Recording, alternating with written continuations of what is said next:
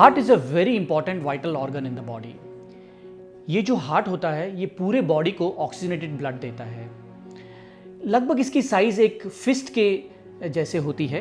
इसका वजन लगभग 500 ग्राम्स होता है। और जो ये हार्ट होता है ये लगभग मिडल ऑफ द चेस्ट, थोड़ा सा लेफ्ट साइड में होता है, ब्रेस्ट बोन के लेफ्ट साइड में होता है। सो कि जैसे मैंने बताया, हार्ट का मेन फंक्शन है पूरी बॉडी को ऑक्सीजनेटेड प्योर ब्लड देना। फ्रेंड्स, जिस तरह से अपना एक हाउस होता है उसमें चेंबर्स होते हैं, रूम्स होते हैं, उसी तरह से ये हार्ट है। इसके अंदर मेन 4 चेंबर्स हैं।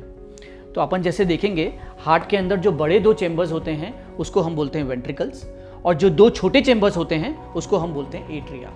So left atria, right atria, left ventricle, right ventricles.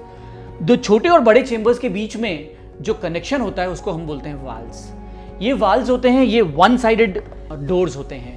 मतलब अब ब्लड एट्रिया में से वेंट्रिकल में आता है, पर यूजुअली वेंट्रिकल में से एट्रिया में नहीं जाता है नॉर्मली। सो ये वन साइडेड एंट्री देते हैं। तो ये हुआ हार्ट के स्ट्रक्चर के बारे में।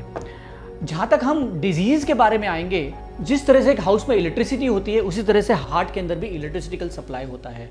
इलेक्ट्रिकल सप्लाई ऊपर से आता है और फिर नीचे जाता है। ये इलेक्ट्रिकल सप्लाई हार्ट को धड़कन देता है। और आपको पता है कि हार्ट की धड़कन, हम पैदा होते हैं उसके पहले से हार्ट की धड़कन चालू हो जाती है, और हम जब तक अपनी डेथ नहीं होती तब तक हार्ट धड़कन देता रहता है। लगभग 60 to 100 बीट्स के अंदर हार्ट दौड़ता है 1 मिनट के अंदर, एंड लगभग 5 लीटर्स ऑफ ब्लड ये पंप करता है 1 मिनट में नॉर्मली। सो डिजीज के बारे में हम देखेंगे तो एक होती है कंजेनिटल हार्ट डिजीज, जो पैदा होते वक्त बच्चों में देखी गई है कि हार्ट के प्रॉब्लम्स हो सकते हैं। किसी दो वेंट्रिकल्स के बीच में दीवार है उसमें छेद हो सकता है, वाल्वुलर हार्ट प्रॉब्लम्स हो सकते हैं। तो ये बच्चों में देखी जाती है, जब पैदा होते हैं तो उनमें हार्ट प्रॉब्लम्स होते हैं, उनको हम बोलते हैं congenital heart disease. Second problems जो हम उनको बोलते हैं वाल्वुलर हार्ट डिजीज, जो वाल्व्स होते हैं वो लीक हो जाते हैं, ब्लॉक हो जाते हैं, उनका भी ट्रीटमेंट अवेलेबल है, उनको हम बोलते हैं वाल्वुलर हार्ट डिजीज। थर्ड, आपने कॉमनली सुना होगा हार्ट अटैक। ये होता है बेसिकली कोरोनरी आर्टरीज। जिस तरह से हार्ट पूरी बॉडी को ब्लड सप्लाई करता है उसी तरह से हार्ट को ब्लड सप्लाई करती है कोरोनरी आर्टरीज।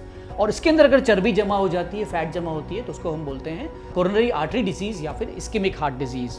और इसकी वजह से हार्ट पंपिंग करना कम हो जाता है, अक्यूट हार्ट अटैक आ जाता है कभी कभी।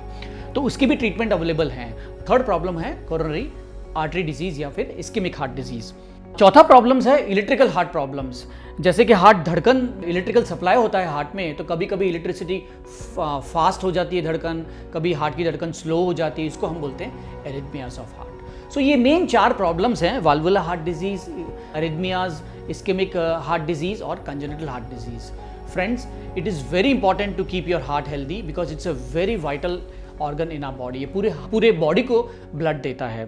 So follow a very healthy heart lifestyle, take care of yourself and always keep your heart healthy। Thank you very much।